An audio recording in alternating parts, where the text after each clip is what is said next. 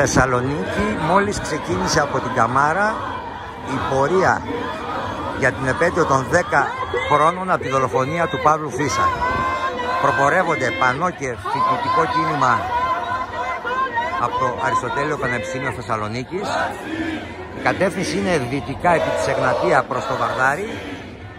Όλα τα καθάρματα δουλεύουνε μαζί.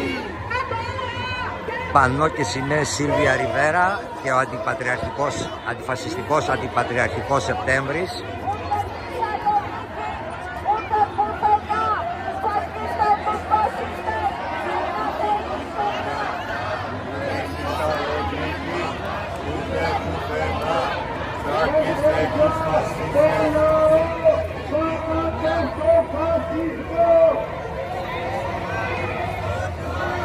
Το δημοτικό αριστερό σχήμα η πόλη ανάποδα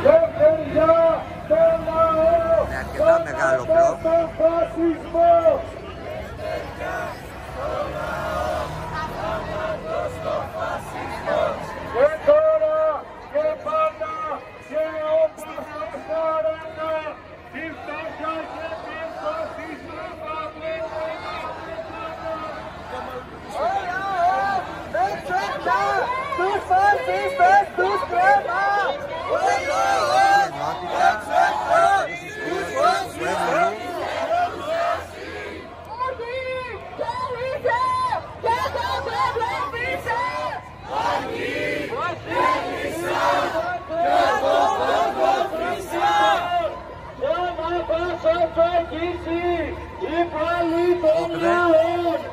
Φασίστες συνεργάτες των κατακτητών, ξανά θα σας αγγίσει η πάλι των λαών.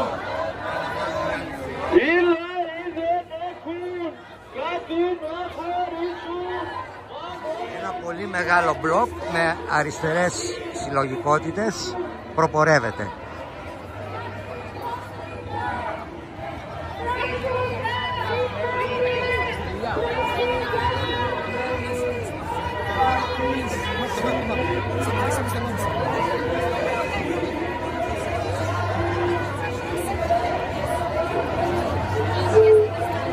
Ο λαός δεν ξεχνά τους φασίστες τους κρεμά.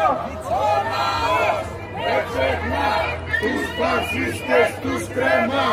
Μάτσι, τυφή, νεοναζί, όλα τα καθαρμάτα δουλεύουνε μαζί.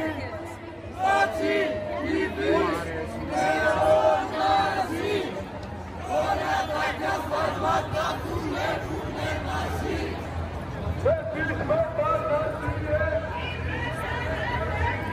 Διαρκής αγώνας με πανό και με μπλοκ.